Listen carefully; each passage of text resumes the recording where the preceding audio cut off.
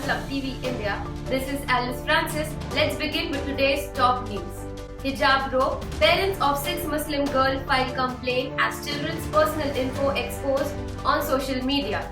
Missing Dalit woman body found near former SP MLA's ashram in Unnao. Mughal Gardens to open for general public from February 12 till March 16. Adani Wilmar share price opens up with a new rise. Tata Sons board has renewed N. Chandrasekharan's term as chairman for the next 5 years.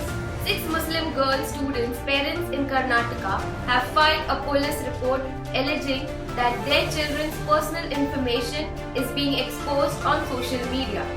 This comes amid the state's Udupi district's rising hijab row, in which girls were among the demonstrators. The parents filed a complaint with Superintendent of Police N. Vishnuvardhan of the Udupi district. They are seeking stern penalties against the perpetrators, fearful that the information would be used to intimidate the girls. Personal information, including phone numbers, has been shared in the public domain, according to the accusations. Karnataka state government issued an order on February 5 enforcing a dress code in all schools and institutions with a restriction on clothing that disturbs equity, integrity, or public law and order. Following the notification, some girls wearing the hijab, a Muslim head covering, refused to enter the building, resulting in a confrontation between students and the college management. They were ultimately allowed to join the institution on February 7, but they had to sit in different courses. Hearing the hijab issue on February 10, a 3-judge panel of the Karnataka High Court advised students not to insist on wearing the cloth of campuses of educational institutions that could incite people until the matter was settled. Meanwhile, the Supreme Court has taken up the case, saying on Friday that it will defend the fundamental right of every person and will consider it at a suitable moment. Further hearing in the matter will be on Monday, February 14. Rashtrapati Bhavan on Thursday issued a statement which said that the Mughals Garden will be now open to general public from Saturday until March 16. The gardens will only be open to those who have made an advance online reservation, while walk-in entry will not be available. The gardens will only be open to those who have made an advance online reservation, while walk-in entry will not be available, according to the statement. The highlight of this year's Udyan Utsav will be 11 variety of tulips which will blossom in stages throughout February. Flower carpets in beautiful designs will also be on show in the central lawns, according to the announcement. This year's ornamental flowers have a predominant color scheme of white, yellow, red and orange.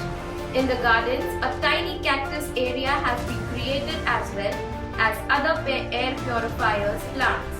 On Thursday, President Ramnath Kovind inaugurated the Rashtrapati Bhavan's annual Udyan Utsav. Even pre-booked early slots will be available between 10 am and 4 pm, with the last admission at 4 pm. According to the statement, a maximum of 100% can fit into each slot.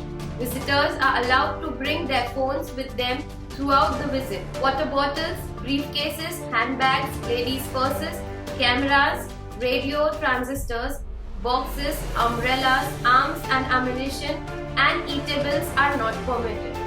At various spots along the public path, hand sanitizers, drinking water, bathrooms and first aid medical facilities are available. Visitors must adhere to COVID-19 rules like as wearing masks and keeping social distances during the tour, according to the statement. They will be subjected to thermal screening at the entry gate, with no visitors permitted without a mask.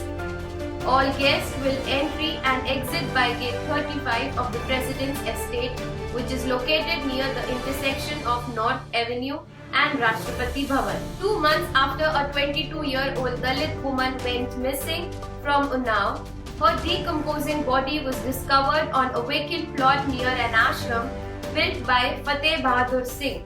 a former minister in the Samajwadi Party government. Said police. Fateh Bahadur's son, Rajol Singh, is the primary accused in the case. According to the police, the post-mortem investigation reveals that the body had 2 head injuries and neck was broken. Police used local information and mobile surveillance to locate the body. The police have taken the accused Rajol Singh in remand to examine the matter. The body was buried near the ashram in a site. Meanwhile, Mayawati, the leader of the Bahaujan Samaj Party, attacked the Samajwadi Party on Friday, demanding that the state government take strong legal action against the perpetrators as soon as possible to ensure justice for the victim's family. The mother claimed her daughter had been stolen by former minister's son, Rajol Singh, shortly after she went missing on December 8. The mother reportedly expressed concern about an unfortunate occurrence with the local police and high officials who demanded that the accused Rajol be prosecuted. On January 24, the victim's mother tried self-immolation in front of SP Chief Akhilesh Yadav's vehicle in Lucknow, alleging police indifference to her daughter's whereabouts. Rajol Singh was arrested the next day as a result of this. The mother's fears were realized when the body was discovered. The mother had filed an abduction case against Rajol Singh the day after her daughter went missing. Meanwhile, Akhilesh Yadav denied the allegations put on his party. The share price of Adani Wilmar continues to rise for the 3rd consecutive session following its listing. Now, with the FMCG stock rising more than 50% in early morning trade, the Adani Wilmar share price opened with an upside gap of around 34 per share and went on to reach a new high of 381 per share on the NSE. According to stock market experts, the stock is fairly priced and should be booked at current levels.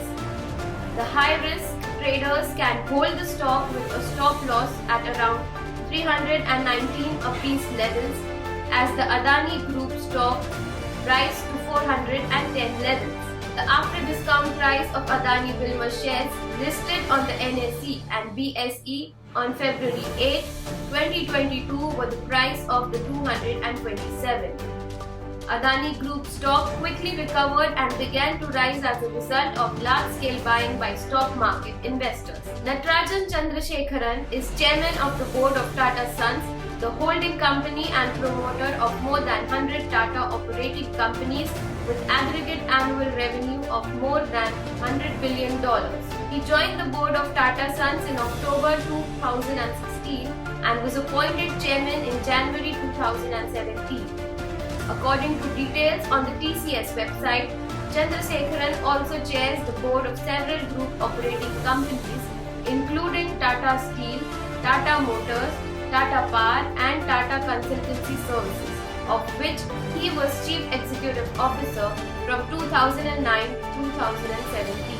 Chandrasekharan joined TCS as an intern in 1987. He rose through the ranks at TCS to become CEO and Managing Director of the leading global IT solution and consulting firm.